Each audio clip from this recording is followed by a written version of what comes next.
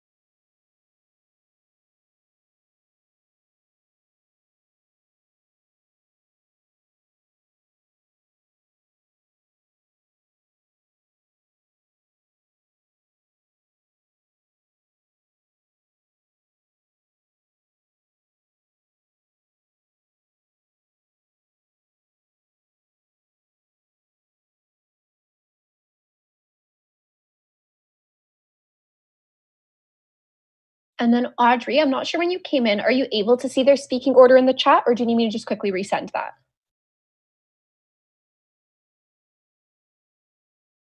Audrey?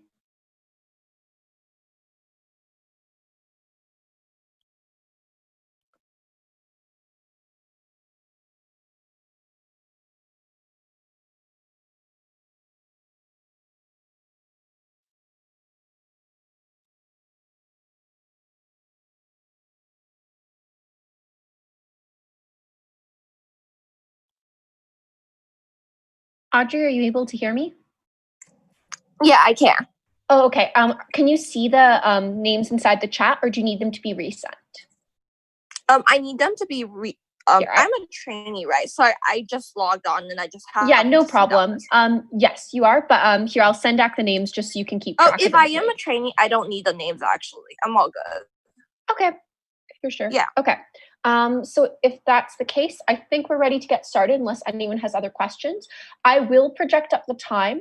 What I'd recommend is that you minimize the screen sharing in the same way that you probably have done in other rounds so that you're still able to see all the speakers. I would also just ask now, does anyone have preferences on how they are asked POIs? Yes, can for the first speaker or prop make it from audio, please? Just say "Oi," and I will hear you. But please, in terms with respect. Thank you. Yeah. Do we generally prefer audible POIs for this? Yeah. Okay, so generally audible, if you'd like to specify your preference at the beginning of your speech, please feel free to do so. So unless there's any other questions, I'm going to start my sharing my timer now and we can get started. Is everyone able to see this? And are we all able to minimize it so you can still see the speakers? Or is there any are there any questions about that? Okay. It sounds like everyone is all good. In that case, I would just ask that the debaters please turn their cameras on unless there's technical reasons why they can't.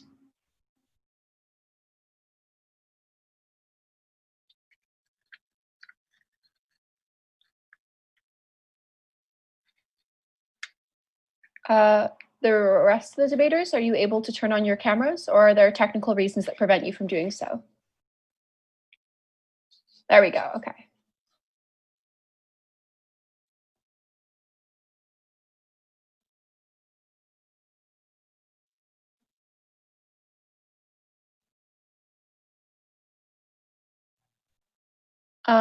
Remaining debaters on the Czech team, are you able to turn on your cameras? Or, okay. We're no like problem. actually all of the debaters are in one place. We no just problem have then. Two laptops for just to make sure that if we disconnect, we're ready to hop back on. No, that's all good. That makes total sense. So in that case, yeah, I think we're ready to get started. So with no further ado, I invite the first proposition speaker to introduce their case for a speech not exceeding 8 minutes, whenever you're ready. Hey, can you hear me? Hello, can you hear me? Yes, we can hear you. You're audible. And you see me, right? Just because I don't see it. Okay, so I was deploy audio, please.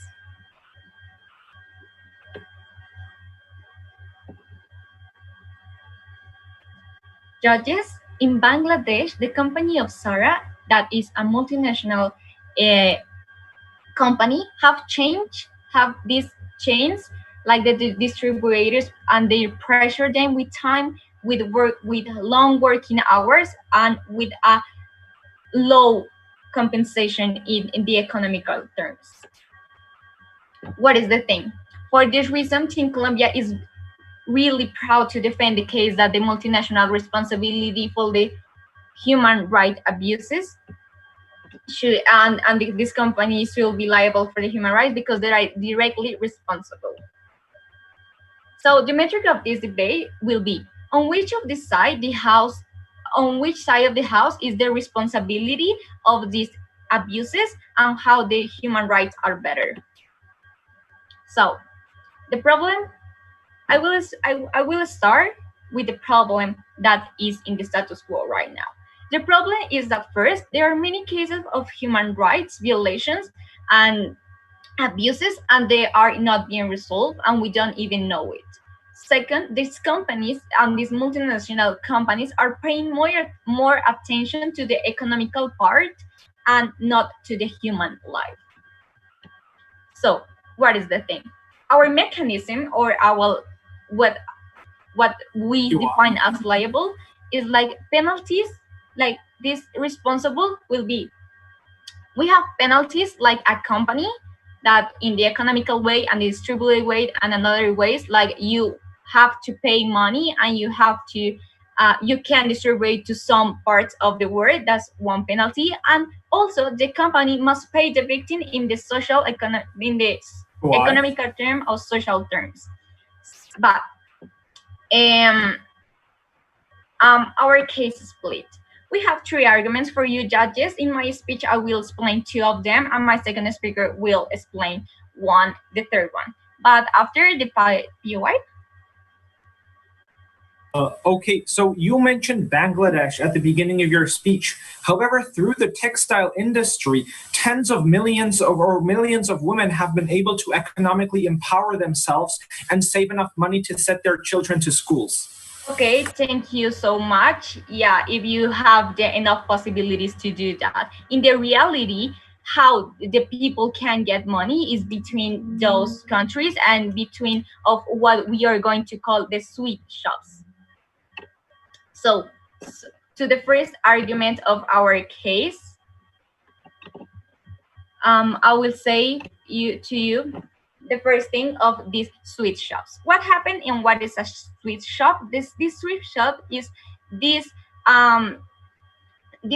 like shadow companies, little shadow companies that make the distributed part of the big and multinational companies. What is the thing?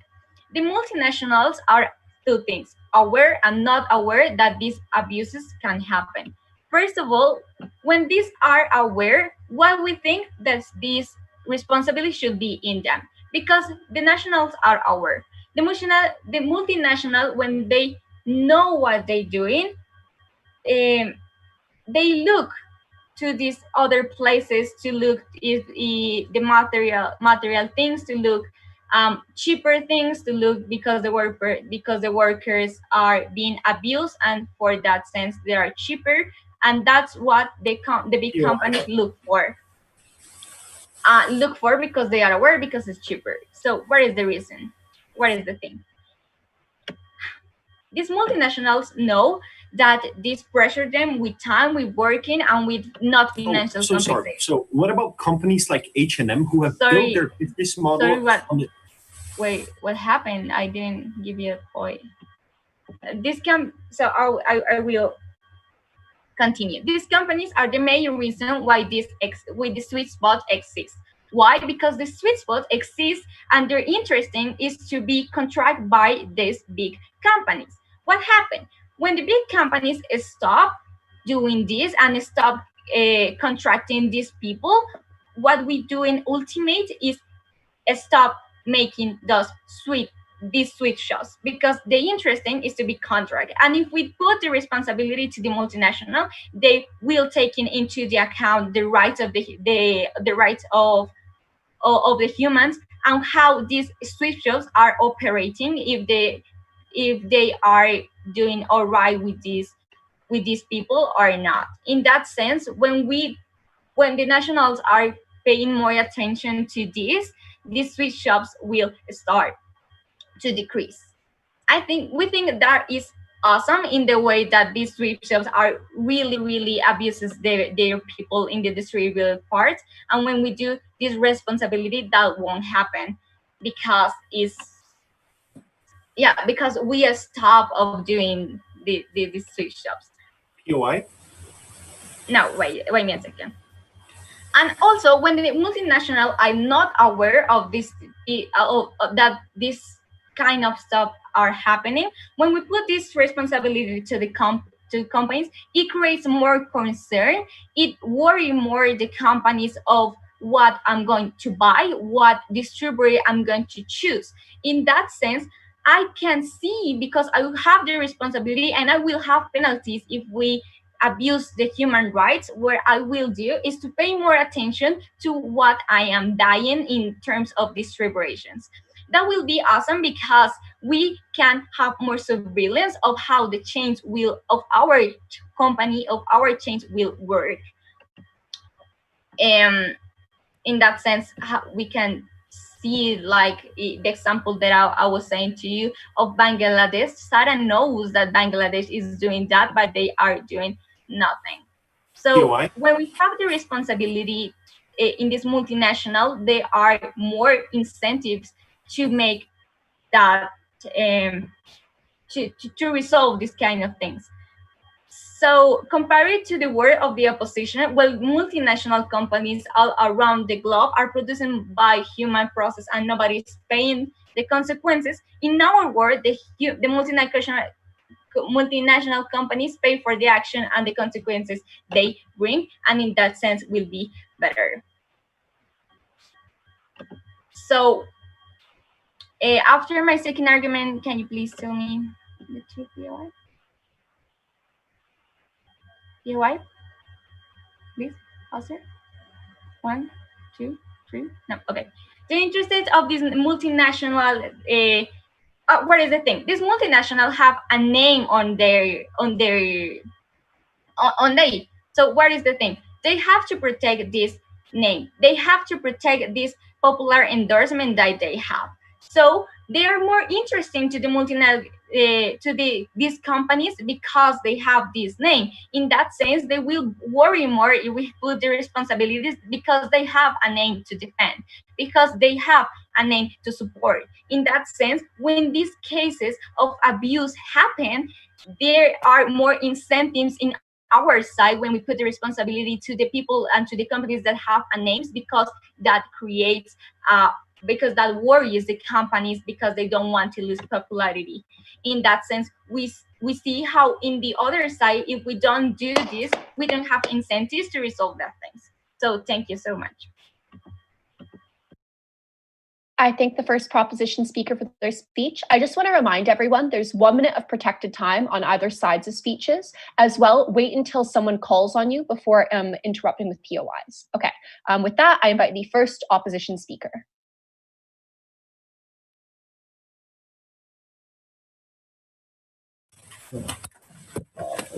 Just an audio check. Is this audible? Okay, perfect. So 3, 2, 1. We think that side proposition heavily mischaracterizes the developing countries which we are talking about, because they say that those people are like letting themselves to be exploited for no reason. But the problem here is that they probably have no other option, because very often the choice is between working 12 hours in bad conditions or not being able to feed your children. And we believe that if you take this option away from people, you will like inherently slow down any economic development in these countries. I will do three things in my speech. The firstly, I will talk about our stance. Secondly, I'll do some rebuttal. And thirdly, I'll present my own argument about why side proposition heavily impedes development. So firstly, we have 2 points under our stand. The first thing concerns the fact that we want to opt for a sustainable and an organic change, right? Because we believe that the best engine for like better human rights generally tends to be economic development, especially when we are talking about severely economically underdeveloped countries, right? But moreover, we believe that the role of like implementing human rights should be put onto the government of those developing countries, right? And this is very important because what side proposition is doing is that they are limiting like this role on the MNCs, and they are essentially narrowing down the amount of people that can actually be affected and taking away the responsibility from the government. But secondly, we support like general development programs in order to accelerate the growth speed of developing countries as much as possible, right? So we support foreign aid. We support like loans without interest rates, right? Or projects such as the African Growth and Opportunity Association, or like the European Union's Everything But Arms project, in order to develop these countries. So now let's go to my rebuttal. I have 3 main points of responses to. The first thing concerns the fact that very often, like people make rational decisions when they are going into these sweatshops, right? That is to say, you very often do not necessarily have a different way to opt out of that, and very often it's a comparative between like working on the farm that you have inherited and facing starvation when you have a bad season, versus going into these factories where at least you have the stability to earn some sort of income, right? But secondly, we tell you that what side proposition does is that they heavily impact the people of low social income in developed countries, in those countries into which this MNCs export, right? Because if they want them to heavily fine them, or if they want them to like completely change the way in which they produce, they will massively increase their costs. And this is very important because like the bottom 20% in the United States, or like the bottom 13%, literally lives income to income, right? And they cannot like take in a price increase of, for example, the food that they buy every day or the clothes for their children. But this also applies to developing countries, because MNCs very often sell in some developing countries as well. And although you can, for example, maybe potentially improve the life of some of the workers, we say that you will actually make the life of the people who buy those more expensive products a lot worse, right? But thirdly, and this is very important, because what they say to you here is that companies have a reputation to defend. And we say, yeah, sure, that is the case in the status quo as well. And this is very important because this is a part of the organic change that we want to talk about. We think that like companies generally tend to improve incrementally, for example, the working conditions or the pay of people, but this has to be done like through this natural process of, for example, branding, or for example, like charity work that the companies do, right? Now let's take a look at my own argument as to why side proposition rapidly decreases economic development. The first point under this argument concerns international competition. And this is very important because the ability to like compete for many people, or like for those developing countries, mainly lies in the fact that they are able to provide cheap labor, right? That is like the entire reason why MNCs have shifted to these countries in the first place. And note that in the status quo, the West is already, for example, using actions such as like insane amount of subsidies to their own local farmers, which we see, for example, in the EU and in the United States, which makes it already very hard to compete for people in developing countries. Note that like insofar as you then force MNCs to like actively try to enforce as much human rights as possible, you are taking away like this bargaining power that the developing countries have in terms of international competition, right? Moreover, we're talking about like the new advent of robotization. The fact that more and more jobs, as of the year like 2023, there will be more jobs lost to robotization than created, according to the World Economic Forum. More and more people people will start to lose jobs. I'll take you in a second. And this is very important because like insofar as they want like MNCs to follow larger restrictions, insofar as they want to increase their costs with fines, they like structurally increase the incentives of MNCs to roboticize and to fire as many people in these developing countries as possible. But I'll take your POI now. Can you explain me in your word how you can solve these abuses of the human rights? How are your incentives to do this? Yeah, so we think that like human rights generally tend to improve with economic growth, right? And this is something that I will further explain in my own argument.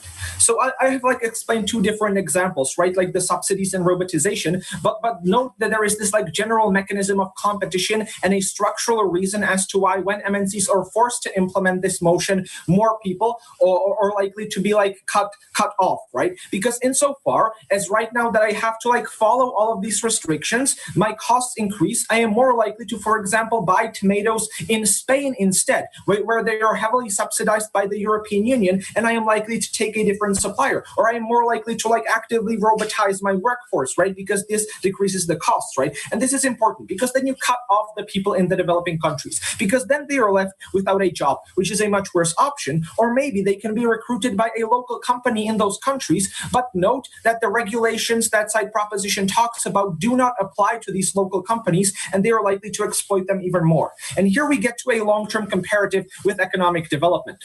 Because note that like human rights are a relative concept that has been drafted by like rich white men after the Second World War. And this is very important because they are context dependent and their main purpose is to increase the quality of the human life.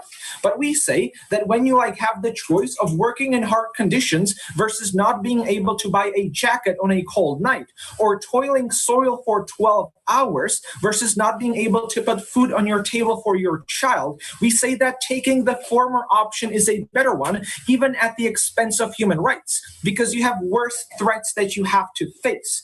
And under our side, people are more likely to actually earn stable income in these like MNCs. They are more likely to have the ability to save up. And we give you like the massive liberation of women that has taken place in Bangladesh, where women are now not only not afraid to like leave their husbands because they're no longer economically dependent on them, but they are able to save up and send their children to schools and therefore break out of the poverty cycle. We say that what proposition does is that they like shift the incentives to MNCs to be even more pernicious than they are in the status quo, and at the end of the day stagnate development and create more harm than they would like want to create and that they would want to solve. And that is why you vote side opposition. I thank the first opposition speaker, and whenever you're ready, I invite the second prop speaker to continue their case.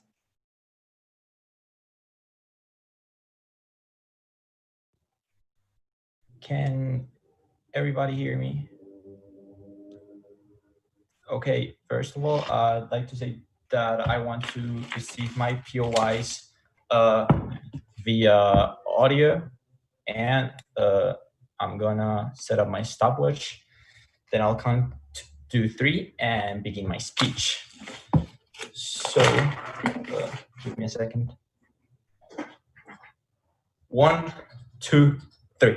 Good morning, everyone, and dear judges. Team Czech Republic is trying to convince you that taking action in these sweatshops and these types of businesses is detrimental for the economy. But how can we support a system that vulnerates each of its individuals' rights? Furthermore, pays a misery that does not allow for any plausible growth they try to state. For this reason, Team Colombia is proud to defend that in this case, that multinationals are in fact responsible for the violations of human beings in the chain of supply, and that there is an actual violation that needs to be supported from this part. Now, I want to divide my speech into main parts, which is the response that I'm going to give to the main statements given by the first speaker of opposition, and then I'll continue to explain the third argument that this House is going to present to you in order to win this debate. So, first of all, in order to respond, the thing and the key point they have stated within their first speech is that they have stated about to slow down the development of these countries. And we understand that economy is an important fact in order to grow and in order to prevail in nowadays. But the thing is that there's not an actual growth, and that these jobs that the multinationals are offering in these underdeveloped countries do not make enough sustain for the people. They are working for a misery, and they're working for more time than necessary in order to fulfill the deadlines and to fulfill the schedule. Multinationals, I will answer the POIs further in my intervention. And this income that they are receiving is not enough to sustain. Furthermore, the respect and the treatment that they are receiving from this multinational, from their employers, is not enough for them to find that development that in opposition they're trying to say. Even if there are a sort of legitimate work environment, human lives, human cost, and human rights shouldn't be under the economic interest. Now, let's take an example of China in the middle of the past century, when they were trying to fulfill and to cope with the economic demands that the current world was asking in that moment. And they had massive lines of production. They have a massive line of construction of buildings and infrastructure, but at what cost? At the cost of human repression, of human rights violation. And in that case, that's the thing that we do not want to stand for, because human cost and human life shouldn't be put under this sorts of situations and economic interest. And that greed that they might present in their world is actually death for the human beings. Now, on another thing is that they're stating about competition and how it is key for these states to grow in the international competition in their first argument.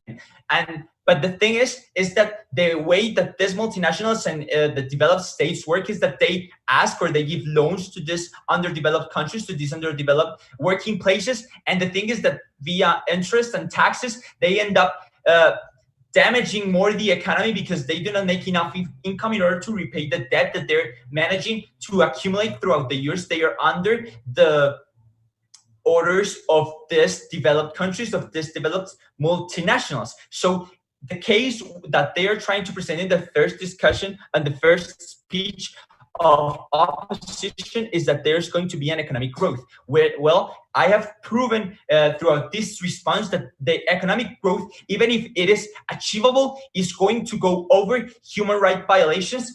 And the thing is that we, as we stated before, and my previous speaker stated, in which what was this debate about? It is not about how are we going to ensure more revenue for these multinationals, but how are we going to ensure an actual responsibility and accountability for these violations of human rights? Furthermore, how we are going to ensure them. Now, is there any point of information? Yes. So let's say that the MNCs are given to all of your regulations, right?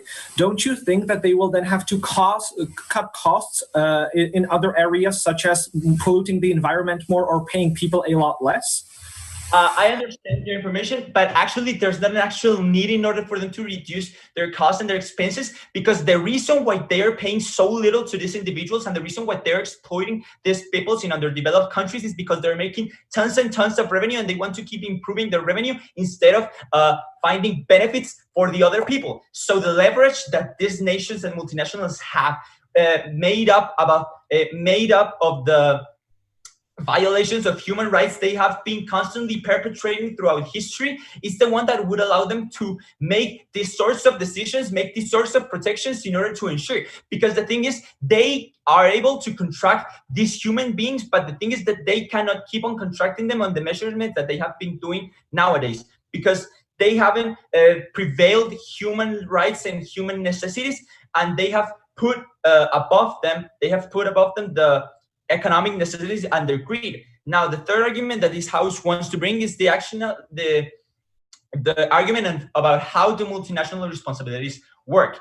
Now, we understand that multinational companies do not have maybe certain cases enough workers to make some of their decisions. They do not have a lot of reach, and they need to contract their supply chain through third parties. But the thing is that they have to make a careful study about who they're contracting, how do they operate, and how are they protecting their workers. So in case there's an actual violation of human rights, which we have proven by the status quo that there is an actual responsibility for these multinationals, because they have not done the thing that they were supposed to, which is to take and to manage the people that they're interested in contracting and analyze the things and the ways they operate.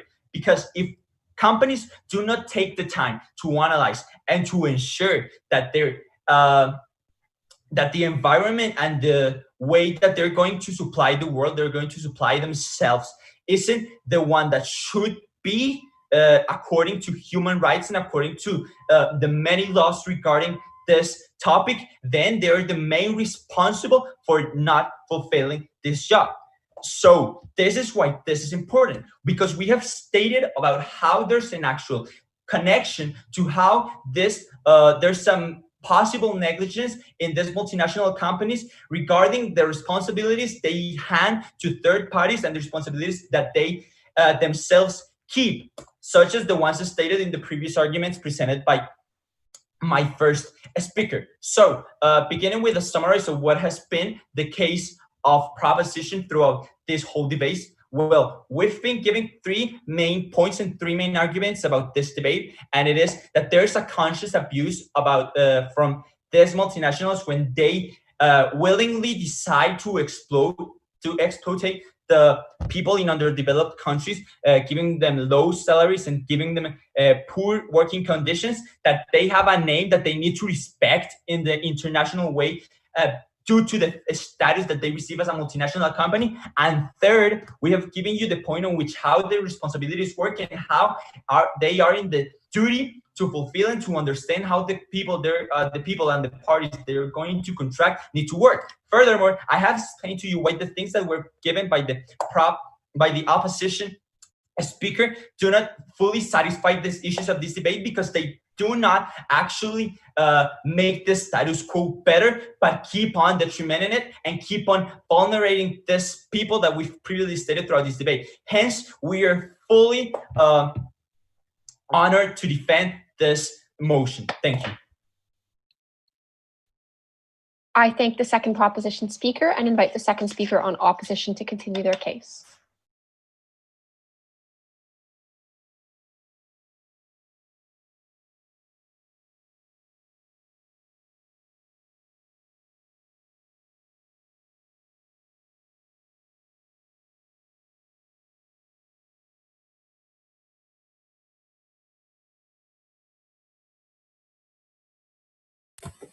Okay, is this audible?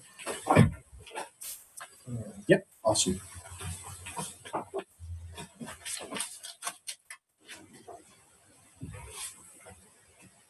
Okay. 3, 2, 1. After years of being suppressed in the name of an arbitrary moral code, it was only after the implementation of market forces that China was able to lift literally 1 billion people out of dire poverty. We tell you that what we require of proposition in this debate is to be comparative. We tell you that it is through economic growth that we can empower the individual and the societies, and in the long term attain the goals that they would stifle if they push too hard on the shovel right now. First point that I want to address is the importance of human rights in this debate, because we tell you that crucially what human rights are a doctrine that is supposed to protect people and their humanity. Therefore, if we use it as a criterion for this debate, we tell you that it very well corresponds to the metric of utilitarianism, who can prove to you that there will be more human dignity and less human suffering on their side of the house will take it, because there will be the same thing that human rights are trying to get. We believe that it is exclusively side proposition in this debate, crucially because of the arguments brought up by my first speaker, which were very much not reacted, and to which I will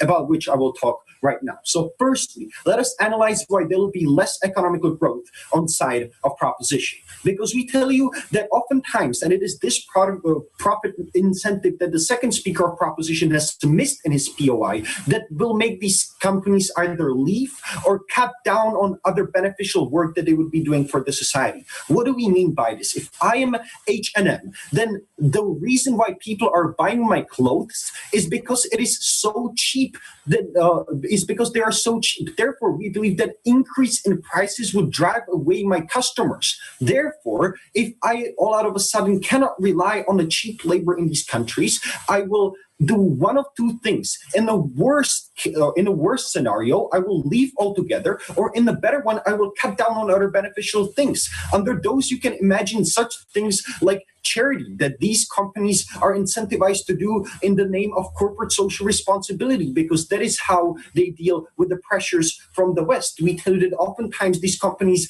build schools, kindergartens, that they support the local populations and villages in which they have their companies. We tell you that you will comparatively get less of that no thank you on side of a proposition, because these companies have a limited budget. They care about profit, which is also what proposition told you. Therefore, they cannot do it. Likewise, we believe that they will invest a lot less in, for example, environmental regulations and safe checks, because now they're a lot more short-term incentivized. They want to get as much profit that they have lost because of the cost of labor. Therefore, we believe that on proposition, you get increase in the chance of environmental disasters, which then impact the local population. Secondly, though, we want to highlight the ways in which these MNCs can create wealth and why their presence is so necessary.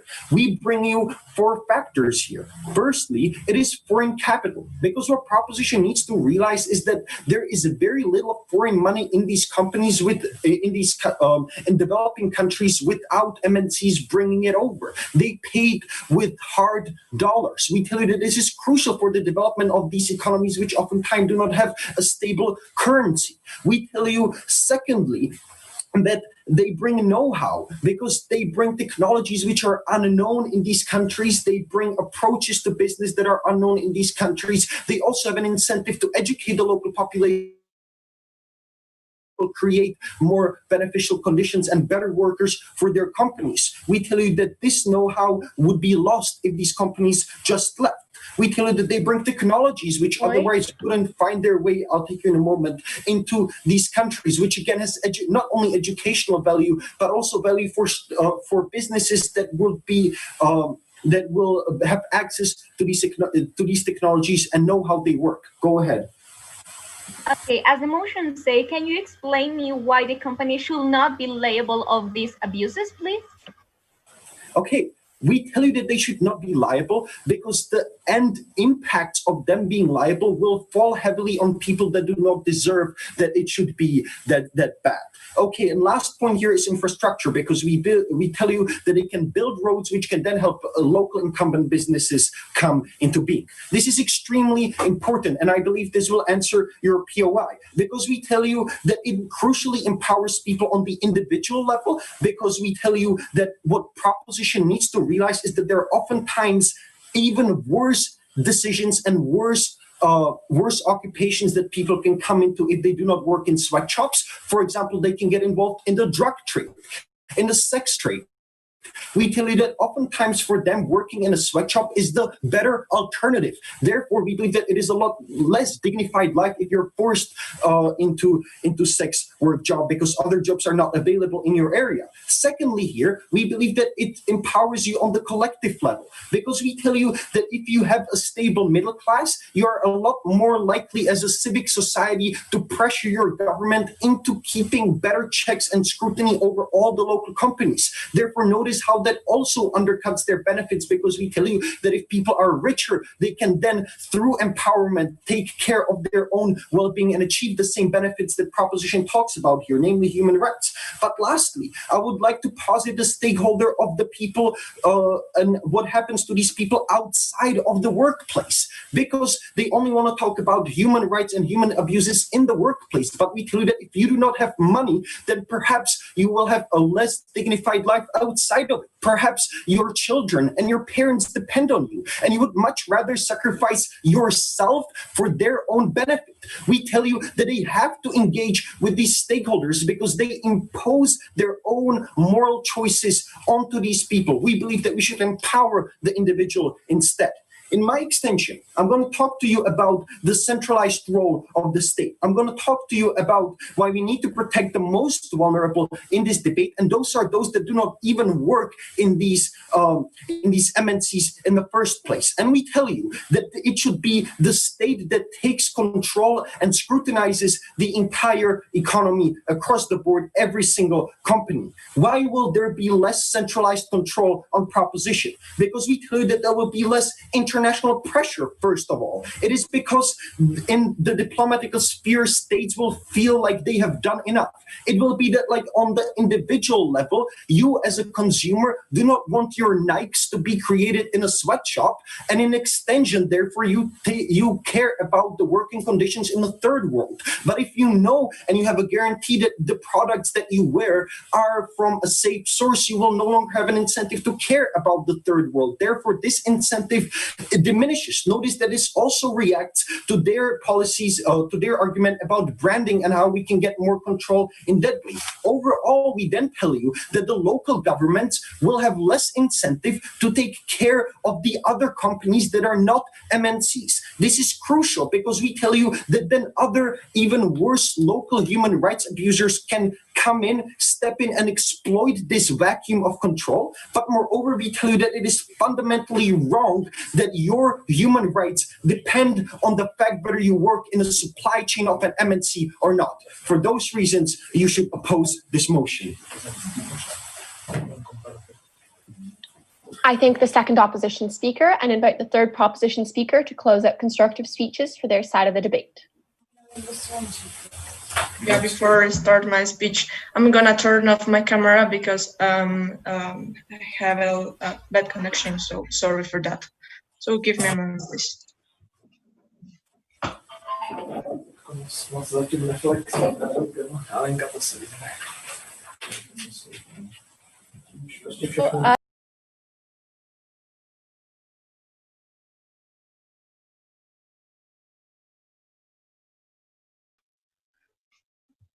I'm gonna start my speech in 3, 2, 1. Well, in Bangladesh exist a lot of violations about human rights, as the case of uses of street shops, as Carol and my first speech said, to improve production regardless of people's well-being by companies such as Zara, or another things that are usually do kind of things. What happened here? Czech Republic is trying to convince you that they're just have to improve or oppose just for economical growth, economic development, and that was the first clash of that debate and was the most important. But I'm gonna explain you after why even in that scenario in which for that case it's important economical things and not human rights. Even in that case, we have more benefits than them. But after that, throughout this debate, we have defended that multinationals has to defend people that even if they are in a distant point of supply chain, have to, even in that point, we have to defend it. We have to fight against abuses of human rights. And what happened? That it's simple. It's because that kind of expressions that represents a lot of abuses in a way are gonna represent a real risk for the image of internet or of multinational image around the world. And that's something that it's important because the multinationals need to don't be worried about how our name is gonna be just derogated, and that was important because they don't want to lose popularity. And if we want to attack, in fact, economical development on all those things that happen in the other world, we have to take something into account. That when we have to improve economical development, we procure to have more established or statements that could help us to don't have a bad image. What happened about economical development? what happened? That's a fake benefit. It's a fake benefit because will happen just in developed countries. They didn't give us an alternative to fight against human rights abuses. And that's very important to take into account our second argument that was need of multinationals to have a good image. What happened? A world in which main stakeholders don't assume a responsibility is an unfair word. And why is an unfair word? Because we are gonna establish a mechanism. We are gonna establish a mechanism to improve economical growth of countries that has a lot of powers, and not countries that has a lot of problems into their structure, that in that case are countries underdeveloped countries. So that's important, and that's about the first clash of this debate. But well, what happened even in that clash? It's important to take something into account. How that responsibilities works, and that's something important that they didn't rebut us. What happened? I'll talk what we said. I'll talk, if I'm not the boss, how people need to work in terms of respect human rights. That's something that the other case didn't respond in any part of the debate.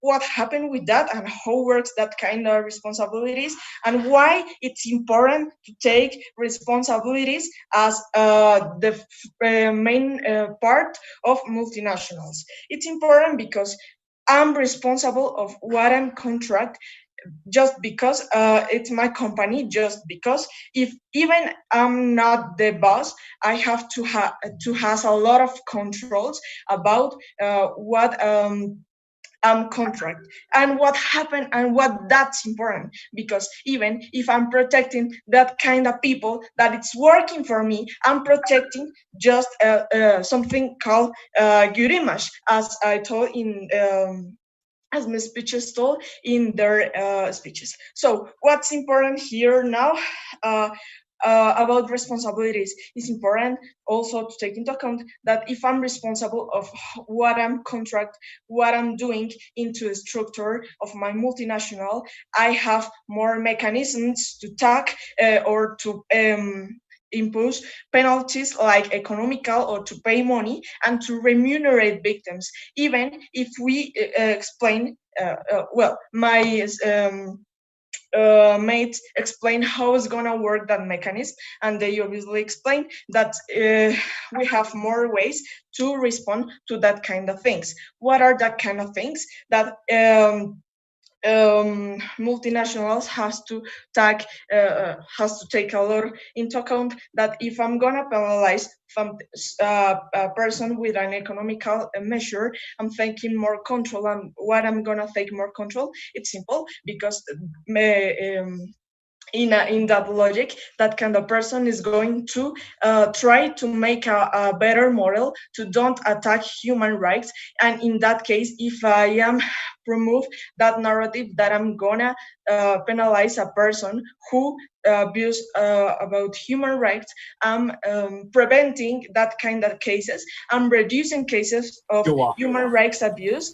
I'm also protecting people who is working into the multinationals in what was part of the structure of multinational.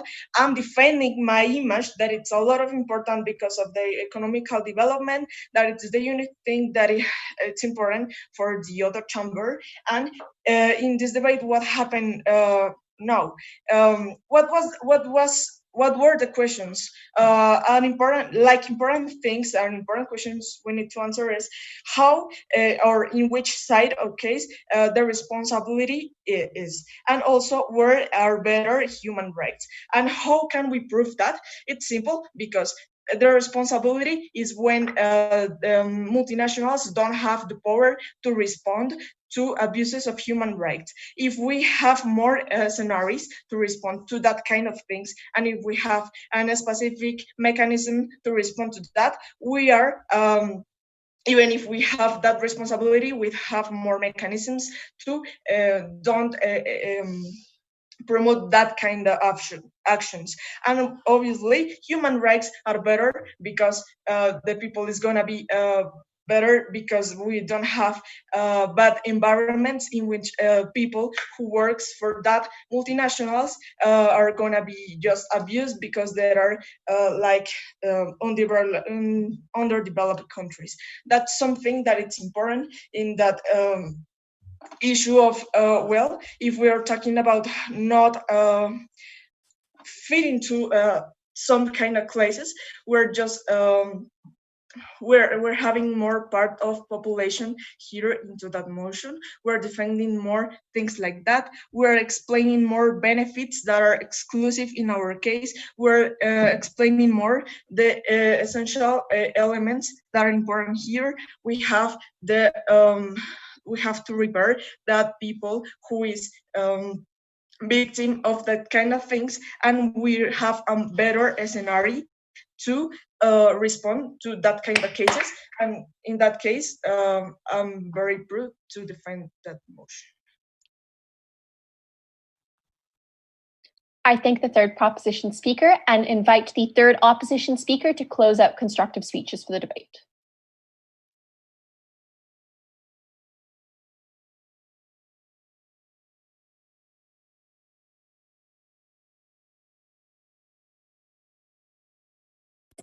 All right, am I audible?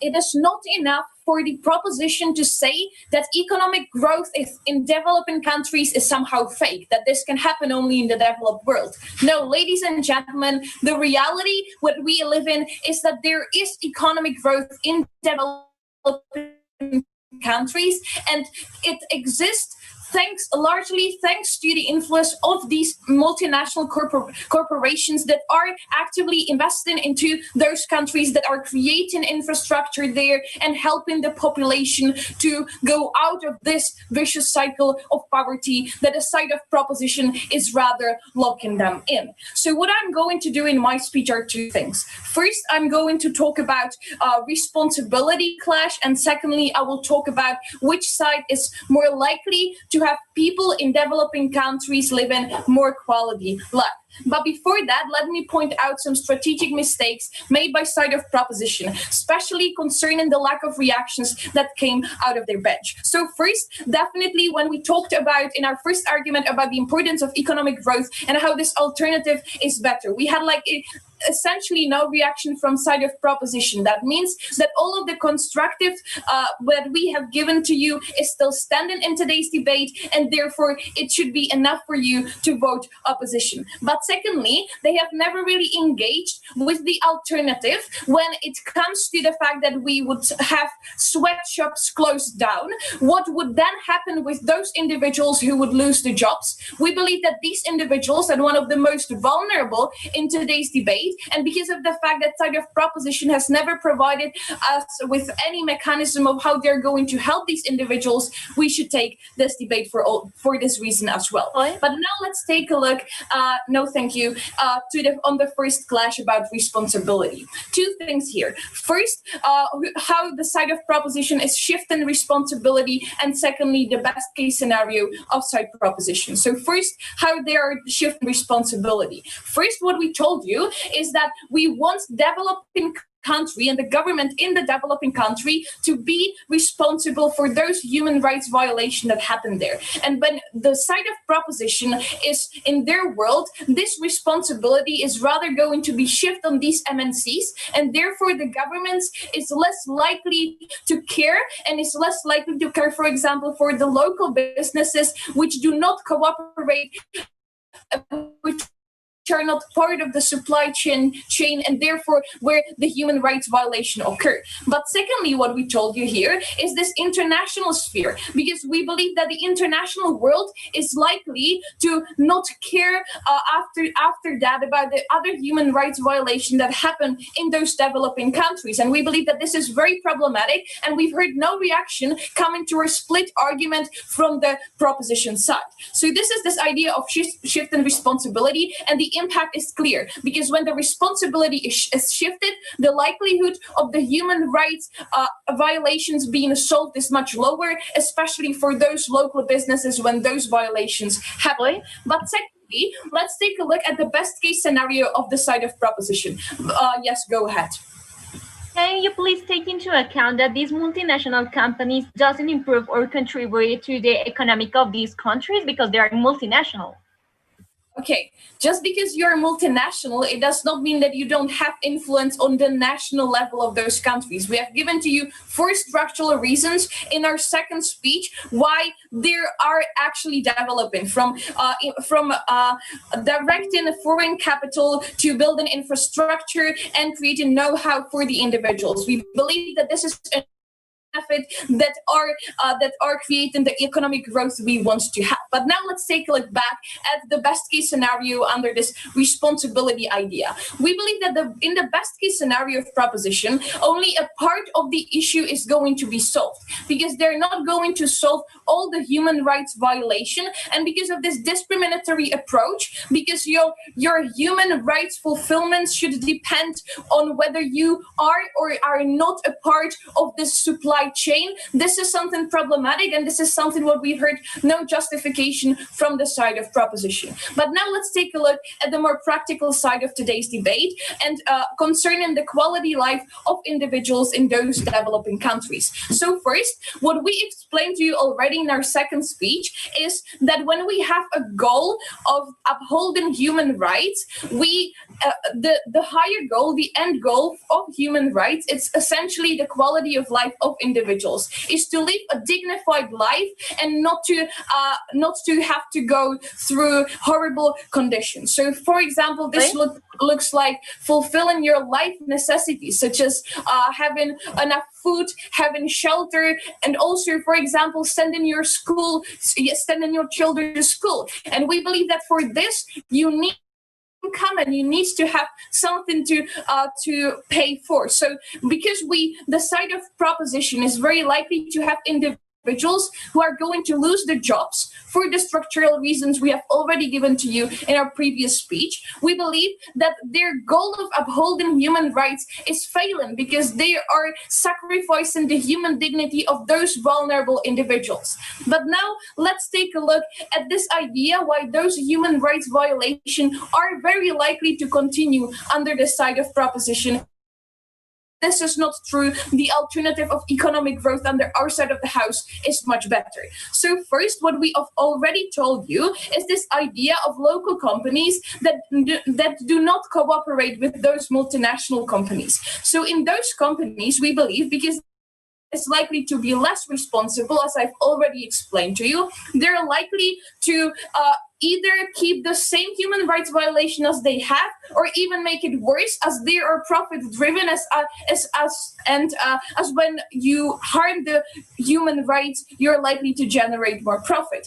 But secondly, we believe that there are going to be local producers whose cooperations with multinational companies is going to stop because of the reasons we have given to you, because of the fact that this developing country sphere will not be that lucrative for those multinational corporations. So here, what we believe that will happen in the prop world is, again, either those companies will go bankrupt, and therefore people are going to lose jobs, not having enough capital, and therefore not being able to fulfill their life necessities, or they're going to have lower wage and in general worse human rights. But finally, when we take a look at their best case, where these MNCs will stay in some countries, we believe that those individuals are likely to be paid even less because of the costs that are inherently connected with this idea. So then, what is the alternative that we want to give you? This is the sustainable economic growth that we see nowadays. So this can be the stable income that those families generate. What does it mean? It means it looks like liberation of women, this was the example we have brought to you in our first speech. And there was, again, no reaction or no alternative coming from side of proposition, because if there were no companies and no local businesses that cooperate with MNCs, the alternative is much worse, because those people would have worse life conditions and worse quality of life in general. For all those reasons, please vote opposition.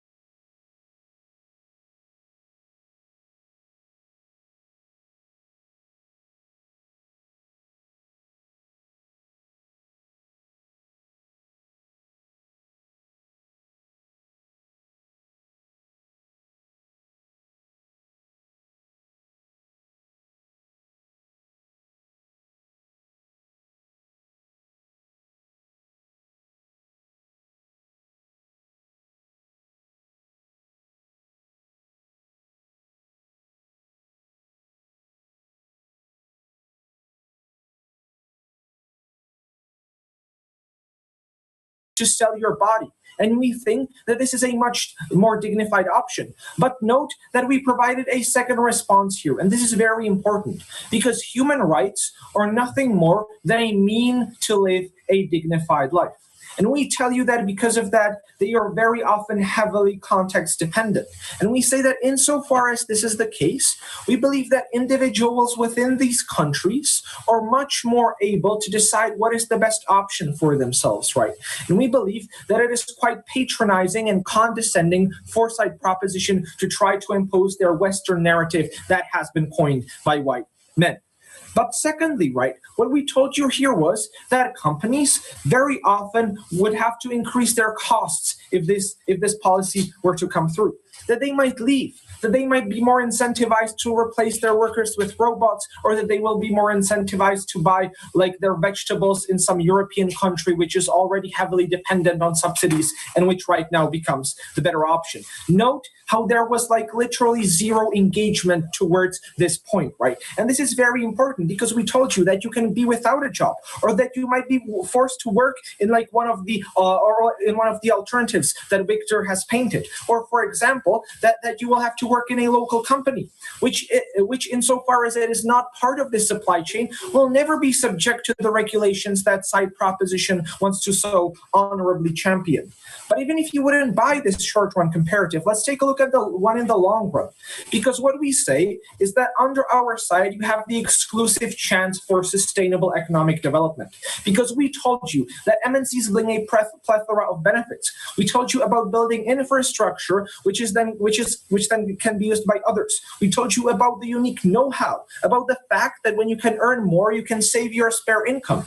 The capital and the technology that is being brought, the finances, or literally the access to foreign currency, which wasn't responded to.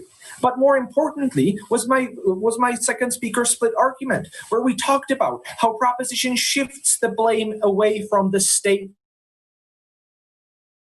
Proposition relies on the MNC supporting the people when the state should do that, and how therefore they are less likely to achieve sustainable change in human rights in the long run because the state will not be there to do so. And that is why you vote opposition.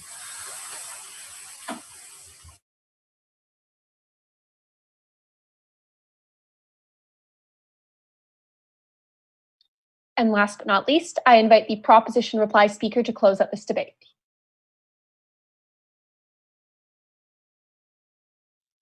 Is everybody able to hear?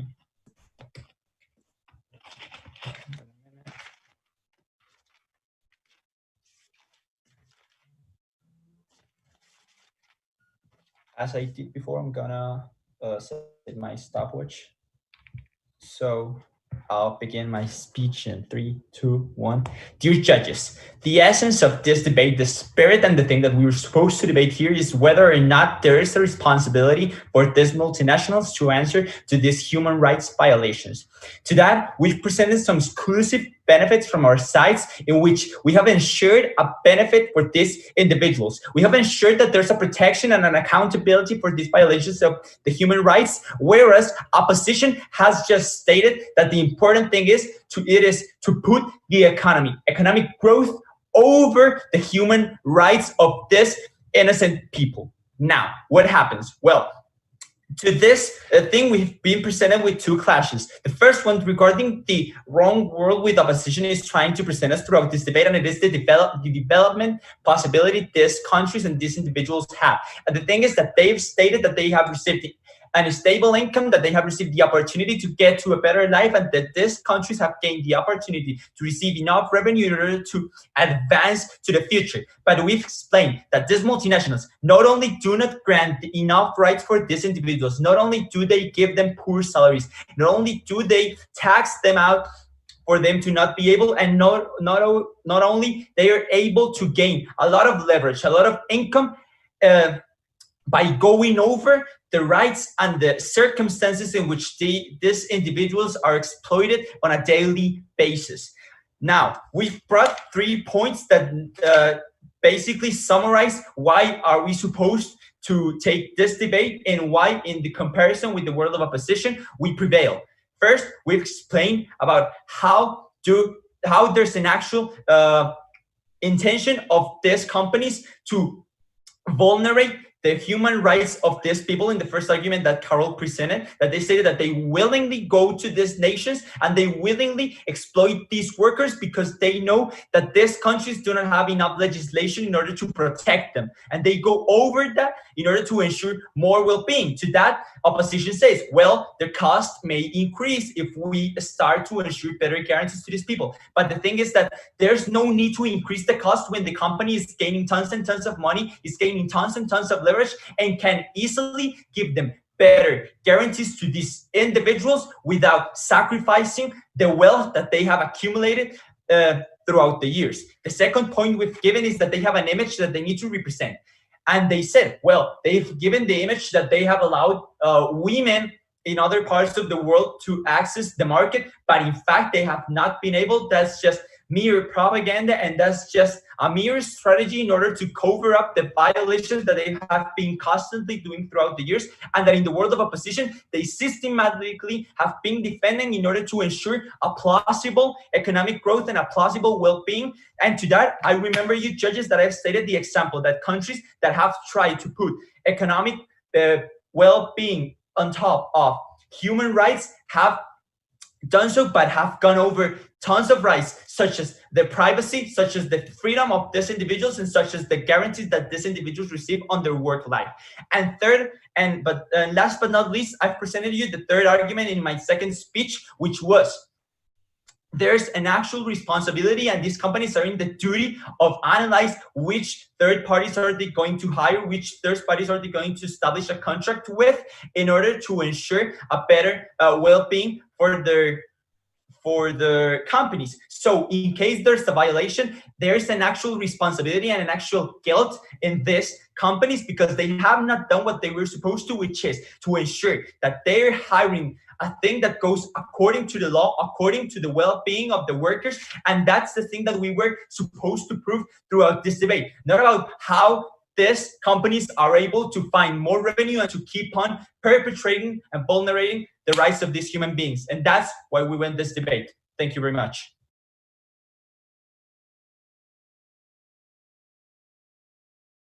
I thank everyone for the debate. I'm just going to message that we are done and are ready to be split off, and we'll come back with our call when we have it.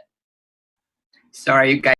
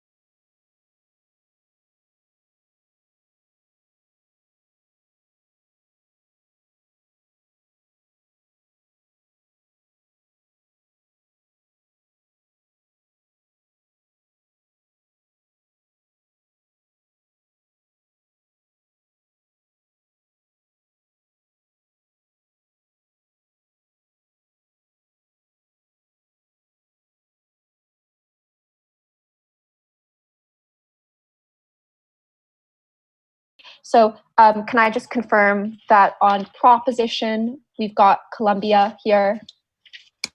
Yeah. Yes. Yep, perfect. Yeah, And then Czech Republic, you're listening? Yes. Awesome. Okay, so the way I'll go about this is I'll go through the main areas of clash that we saw inside the debate, as well as a few overall notes on it as we go through on kind of how we saw this debate as falling. I think my our call will become evident throughout this, but I'll also make sure to state that clearly at the end so that you're able to hear. So we saw this debate as breaking down into two main areas of clash with kind of a few subsections under that. So this basically fell under the moral obligation that these MNCs have, and then we have the practical ramifications on things like human rights and the economy. So let's start out with the moral obligation and how we saw the clash fall out inside of that. So on proposition, we get a lot of moral claims down the bench. We get a lot of stuff about how these companies know they are causing explicit harm within these regions. They know that they are committing human rights abuses, and therefore they are morally culpable for all those human rights abuses that they create and ought to be held accountable as a result of this. On opposition, they forward two of their own contentions as well as provide a counter to this. So the main counter to proposition's claim that we get from op is that all of these ideas of moral culpability only matter insofar as they improve human rights. So the first thing the opposition does, which we do think is quite strategic, is they point out that this principle doesn't exist in a vacuum. So even if someone is morally culpable for certain actions, the response we ought to take should prioritize solving that problem above just causing blind punishment. The two other claims we get from opposition inside of this are the first, the government of this country should be the one who has to regulate human rights, that it shouldn't be pushed onto multinational corporations because human rights are a government responsibility. The second claim in association with that we get is that when we blame these MNCs, we actually get a sense of complacency and less pressure on the government in order to solve these issues in the first place. Therefore, that is a principled and moral failing because we're not holding the true actor who's committing these wrongs, who is the government, accountable. Few things about this clash. So first, we think the opposition is quite strategic in trying to hinge this back to the practical so that even if we were to buy that proposition wins this clash, to an extent, they would also need to prove a bit of the secondary points of clash in order to fully win out on this. Because opposition does show us why it is that unless we actually tangibly better human rights, assigning blame is less important. But second of all, we do have that clash on whether or not the government of a country should be responsible. We think overall, we buy into opposition's claim that moral culpability shouldn't just be on these MNCs. However, the claim about complacency is a little bit underdeveloped. So while we see why complacency could occur, I don't think it's fully proved that people would have otherwise done a bunch of stuff to, pressure these governments and now won't do any of that stuff purely because we're holding MNCs accountable. So I think the complacency argument exists, but given that proposition doesn't really give us that counter or respond to it, we do have to side on the opposition a little bit and say that we would be taking blame away from the actor who is truly most responsible inside of this debate. Much of this principled analysis does come out inside of the op third. So I would just caution opposition to try and push that forwards a little bit in the debate, because while we do credit it, that is a bit of a delay before we hear a significant response. So it makes it more difficult to weigh that as being a significant win for the opposition or have that fall conclusively on their side in a way that furthers them in the debate to a point where we can really credit them fully with that. Then we get into the next point of clash. And this one is the practical impacts of this. So that ties into things like, one, do we actually get human rights improvements? And on which side does this happen more? And then second of all, we have this breakdown of economic analysis. These two things are interrelated, but also do have some separate arguments. So first on the idea of human rights and whether or not we're able to improve them. So the main claim we get from proposition as to how they improve human rights is that now companies will have to change their ways, one, because they're just legally being held accountable, but two, the thing that proposition spends more time on, I think, which is that these companies have an image that they must uphold. And as a result of this, it's important for them to now accommodate and improve their human rights so that they're able to maintain that positive image around the world. Opposition points out a few things in response to this.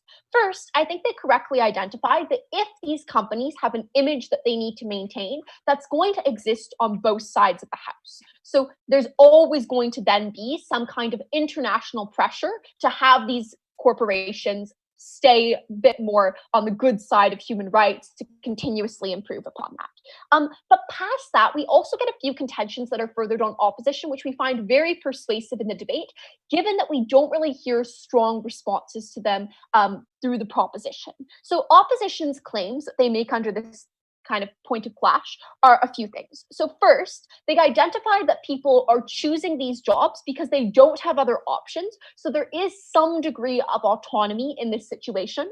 We think this clash is this piece of evidence is good. However, I think saying that there's a choice is a little bit mitigated by the fact that the only alternative posed to us is they can choose between this and becoming part of the sex worker industry, which doesn't seem like a very fair choice to the panel. But at the same time, it is more options than they otherwise would have received, which is, I think, what opposition is trying to identify.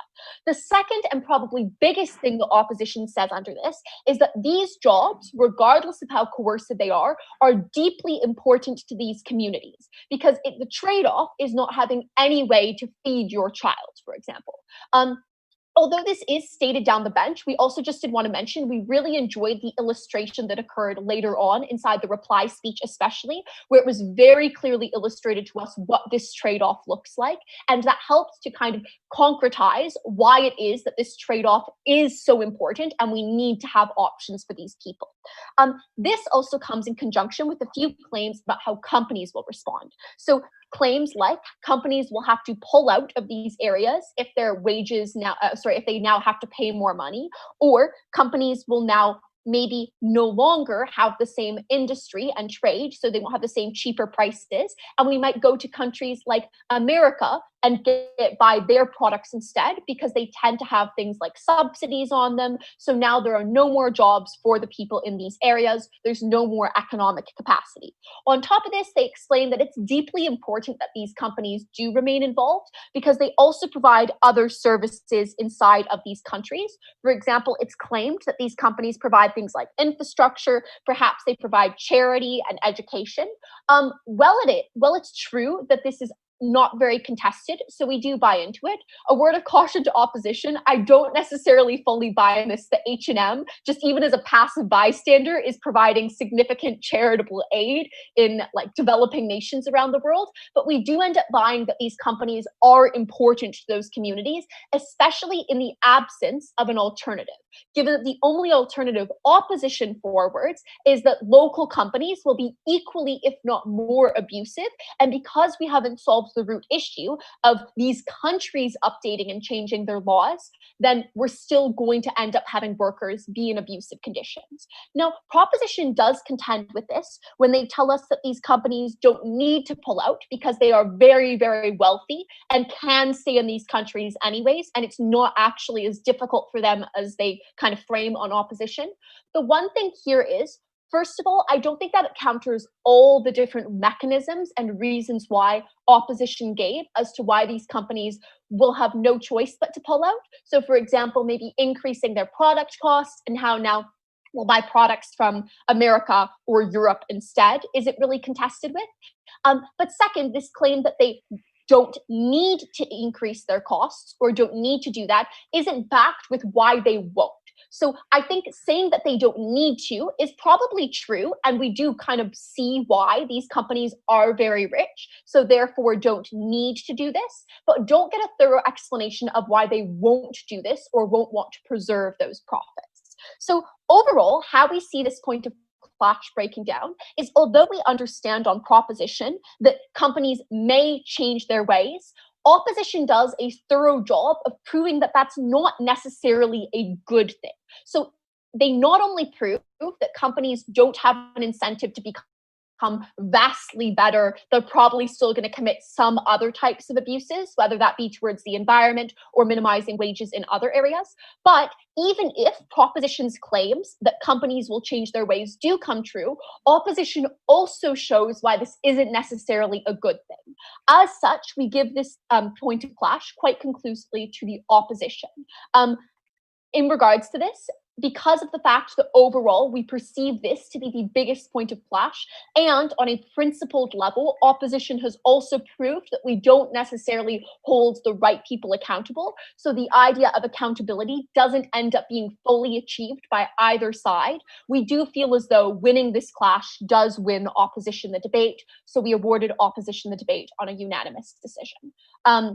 Because this was unanimous, my panel also had some very, very, we had a pretty similar conception, but they had great perception on the round overall. And I think all of us kind of fell within a similar vein, but had lots of interesting opinions on things like, feedback for the round, or things that we really enjoyed, some really strong pieces of analysis that we maybe thought we wanted to hear more about. So I definitely think that in feedback, you should ask lots of questions about those types of things, because you'll get lots of great advice from everyone. For feedback, a few options. I think the first one is that we all stay here together and give feedback. That might be simplest, but it also will take quite a bit more time. So if both teams want that, we can. My personal preference would be, if it's okay with debaters and coaches, we could also move over to I have a personal Zoom that also does breakout rooms. So if you're all comfortable with that, we could do that. And then similar to what we did in earlier rounds, break out the judges 2 and 2, one with each team, and then swap once we finish giving feedback. Do teams have a strong preference about this? Are you okay with moving over